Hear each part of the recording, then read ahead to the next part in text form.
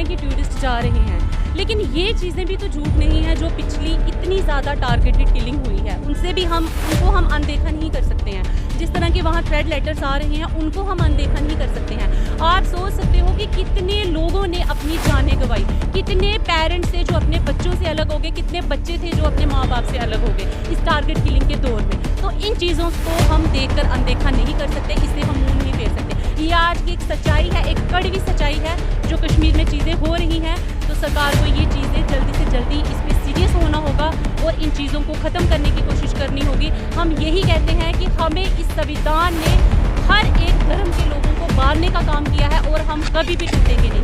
Target killing को लेकर जो हिंदू, मुस्लिम, सिख, ईसाई में जो भाईचारा सदियों से चलता आ रहा है, हम इस भाईचारे को कभी भी ख़त्म नहीं करेंगे।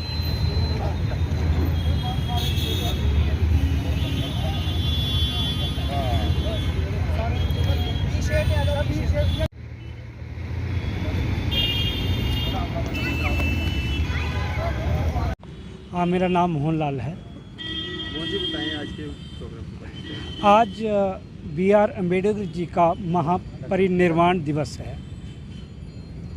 महापरिनिर्वाण दिवस, इससे भली भांति आप परिचित होंगे कि ये पाली भाषा का शब्द है कि जिस दिन आदमी इस दुनिया से विदा ले लेता है, और महापरिनिर्वाण दिवस उस आदमी के साथ लगाया जाता है जिसने बहुत बड़ा काम किया हो। ये बुद्ध धर्म में सिर्फ दो लोगों के लिए लगाया जाता है, एक लॉर्ड बुद्धा के लिए और दूसरा BR अम्बेडकर जी के लिए, जिस दिन उन्होंने यहाँ से इस दुनिया से जो है बहुत बड़ा काम करके एक आदमी के लिए ही नहीं, जितने भी सृष्टि पर जीव जंतु है उनके तक उन्होंने बहुत बड़ा काम किया था।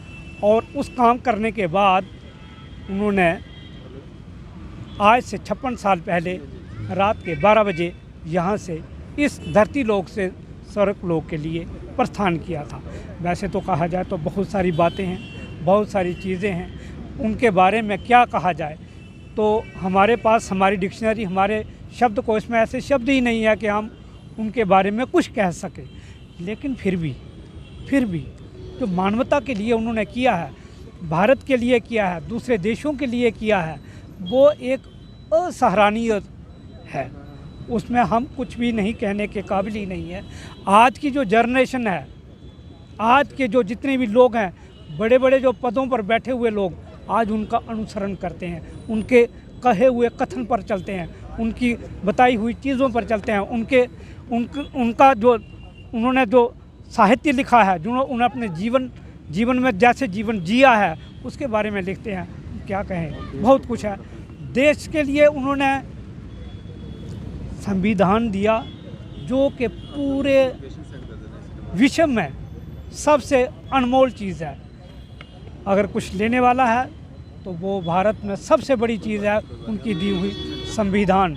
और संविधान हमारी दुनिया का सबसे बड़ा संविधान है वो। और ऐसी उसमें चीज़ें हैं कि अतुल्य, जिसकी हम दूसरे संविधान के साथ तुलना ही नहीं कर सकते। धन्यवाद। देखिए, सबसे पहले मैं, चूँकि आज बाबा साहब भीमराव अम्बेडकर जी की जयंती है, उस उपलक्ष्य में उनको श्रद्धांजलि देते हैं हम यहाँ पर। और जो इन्होंने कोटि कोटि लोगों के लिए ना ही भारत देश के बल्कि विश्व के लिए जो उनका योगदान रहा है, वो आज दिन है कि उनका अनुसरण किया जाए। जब हम भारत के संविधान की बात करते हैं, भारत का संविधान ना सिर्फ भारत के लिए बल्कि विश्व के लिए ऐसा संविधान बना है कि अगर कोई आज दुनिया में, ये बड़े बड़े विद्वान ये कहते हैं कि अगर भारत से किसी चीज़ को लिया जा सकता है तो वो भारत का संविधान है। जब भारत देश में 1947 में जब स्वतंत्रता प्राप्त की, तो सबसे बड़ा जो काम था भारत के लिए वो था इसका संविधान तैयार करना। और जब संविधान सभा बैठी तो यार इतने बड़े कार्य को करने के लिए जिस हस्ती को, जिस व्यक्ति को चुना गया, वो थे बाबा साहब BR अम्बेडकर। आज उनकी जयंती है, हम यहाँ पर आए हैं, पुण्यतिथि है, इसलिए हम यहाँ पर आए हैं। आज सुबह से आप देख रहे हैं यहाँ अम्बेडकर चौक में एक लंबी चौड़ी भीड़ लगी हुई है लोगों की। आप देख सकते हैं इतने समय के बाद भी उनका जीवन जो है हम सब लोगों के लिए प्रेरणा का स्रोत है।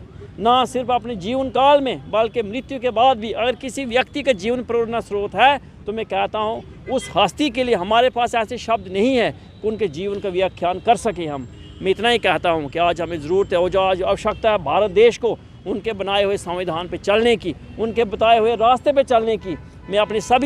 मैं इतना भी कहता हूँ ना सिर्फ एक समाज के लिए बल्कि सर्व समाज के लिए बाबा साहब भीमराव अम्बेडकर का जो योगदान है उसे कोई भुला नहीं सकता है। हम यही कहते हैं कि आज की जिस स्थिति में हम यहाँ पर हैं, आज सबसे बड़ी बात है कि उनके कहे हुए रास्ते पे चलने की। मैं यही आग्रह करता हूँ कि सर्व समाज सबके बीच में अमन भाईचारा रहे, इसी की दीक्षा और इसी की उन्होंने व्यथा कही है। मैं इतना भी कहता हूँ कि B.R. अम्बेडकर जो थे वो सिर्फ भारत के लिए ही नहीं बल्कि विश्व के लिए एक रोशनी थे, जिन्होंने पूरे दुनिया को एक करने की कोशिश की है। ना सिर्फ भारत में बल्कि पूरी दुनिया में उनको माना जाता है।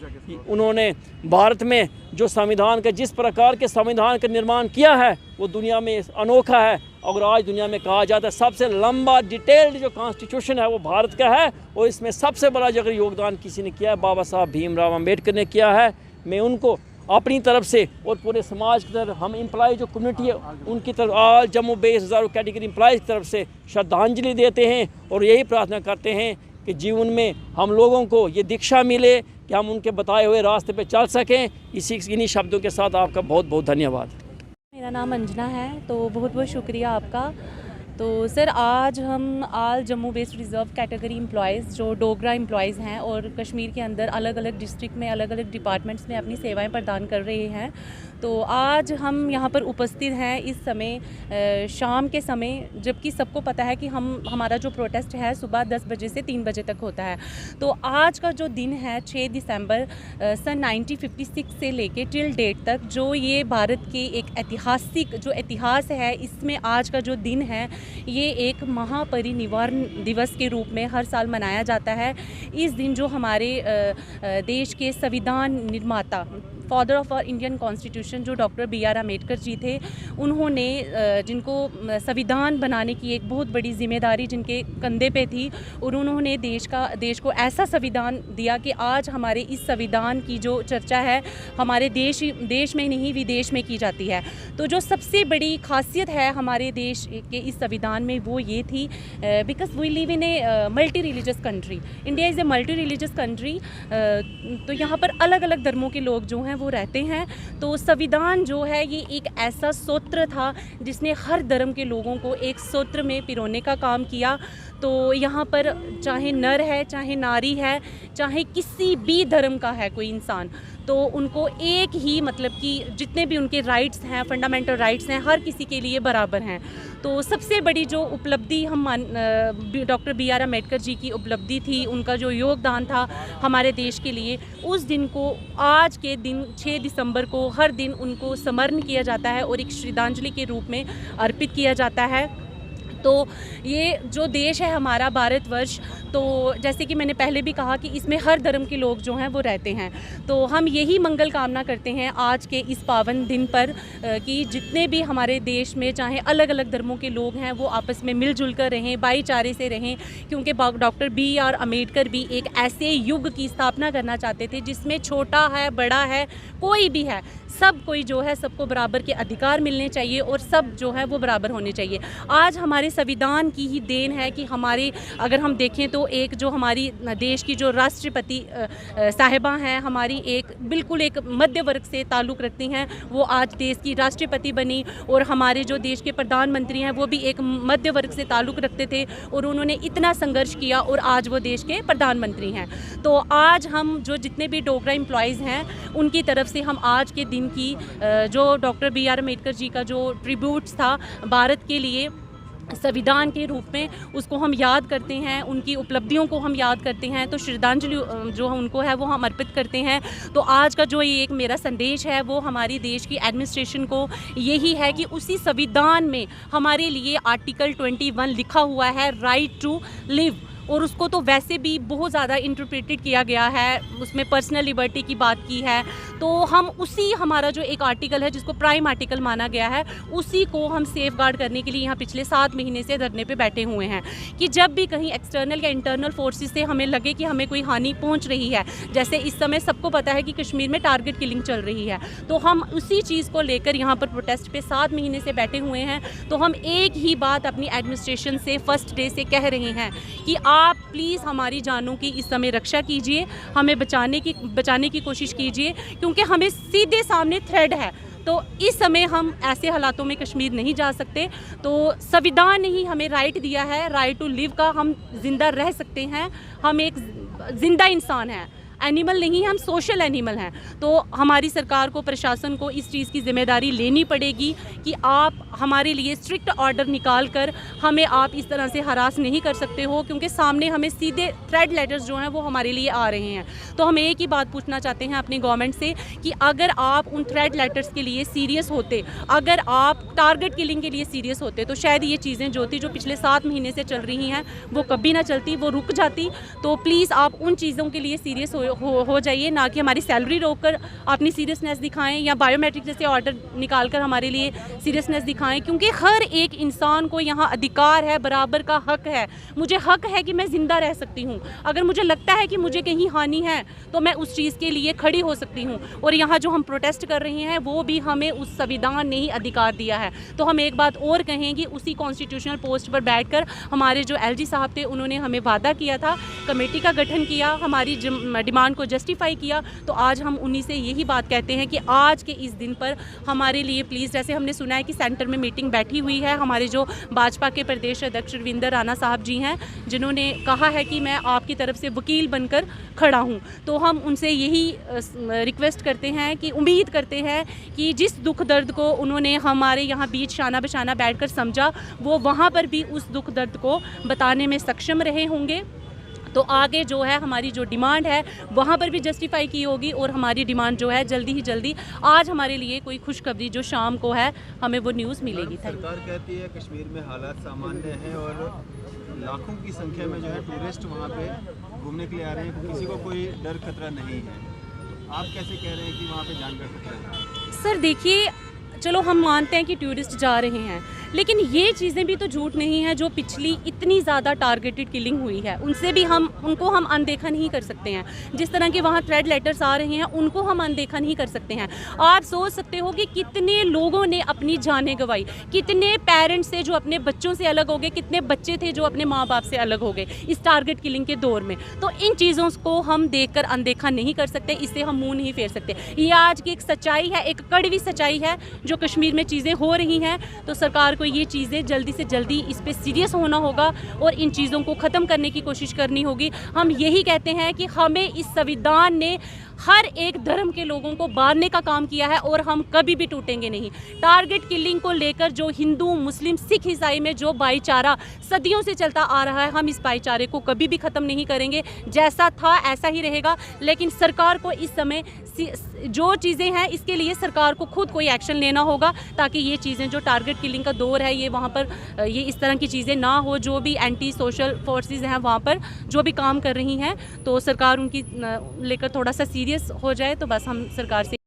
मेरा नाम रमेश चंद है। सबसे पहले मैं आपका शुक्रिया अदा करता हूं कि आप हमें सुबह से लेकर शाम तक कवर करते रहते हैं जब कभी हमारा कोई इवेंट होता है।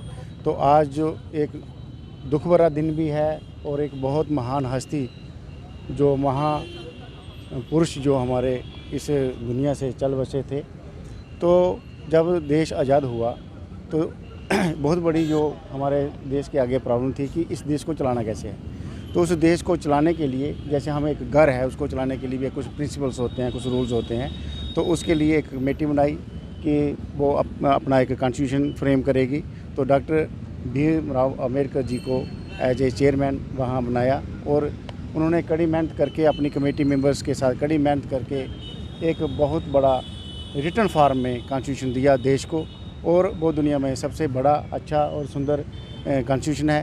तो मैं आपके माध्यम से ये कहना चाहता हूँ कि जिस तरह से हमारे कॉन्स्टिट्यूशंस में जितनी भी कॉन्स्टिट्यूशनल पोस्ट हैं, जिस तरह से भी वहाँ एक पॉलिटिशियन को उनकी जो राइट्स हैं, ड्यूटीज़ हैं, फ़र्ज़ हैं, उनके बारे में उसको दिखाया जाता है। जिस तरह हम मुलाजिम हैं, हमारे भी कुछ राइट्स हैं, कुछ हमारी ड्यूटीज़ हैं।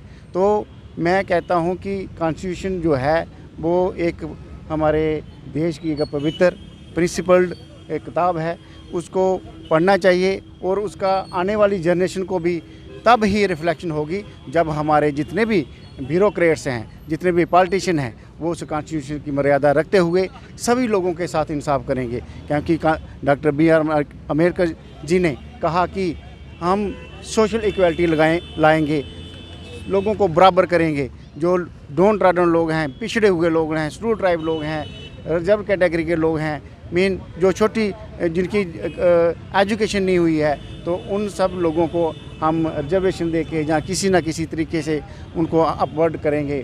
तो मेरा आपसे ये कहना है आपके माध्यम से कि गवर्नर साहब हमारे एक कॉन्स्टिट्यूशनल पोस्ट पे बैठे हैं, उन्होंने हमारे साथ वादा भी किया है कि आपकी ट्रांसफ़र पॉलिसी होनी चाहिए। तो जैसे आपने कहा पहले कि सरकार कह रही है कि वहाँ मिलिटेंसी कम हो रही है, नो डाउट मिलिटेंसी कम हो गई है। बहुत कम लोग जो हैं जो एंटी नेशनल जो काम कर रहे हैं, जल्द ही सरकार उसके ऊपर भी कंट्रोल करेगी। लेकिन जैसे आपका कहना है कि वहाँ पहले टारगेट किलिंग नहीं थी, हम पिछले 16 साल से वहाँ नौकरी कर रहे थे ठीक ढंग से, लेकिन टारगेट किलिंग ने हमारे अंदर एक खौफ तैयार कर दिया, क्योंकि उसमें हमारे बहुत सारे मुलाजमों को शहीद होना पड़ा। जैसे आपने देखा होगा राहुल भट्ट साहिब जी, सुपिंदर कौर जी, जो हमारे विजय कुमार जी, हमारी बहन रजनी वाला जी, इन सब को वहाँ शहादत देना पड़ी। तो उस डर की वजह से हम जहाँ आज प्रोटेस्ट पे बैठे हैं पिछले 189 डेज से, तो हम आपके माध्यम से यही रिक्वेस्ट करना चाहते हैं कि हम सरकार के साथ हैं। वो जितने भी एंटी नेशनल जो एलिमेंट हैं उनको ख़त्म करने के लिए जो काम करेगी, स्ट्रेटजी बनाएगी, हम उनके साथ हैं।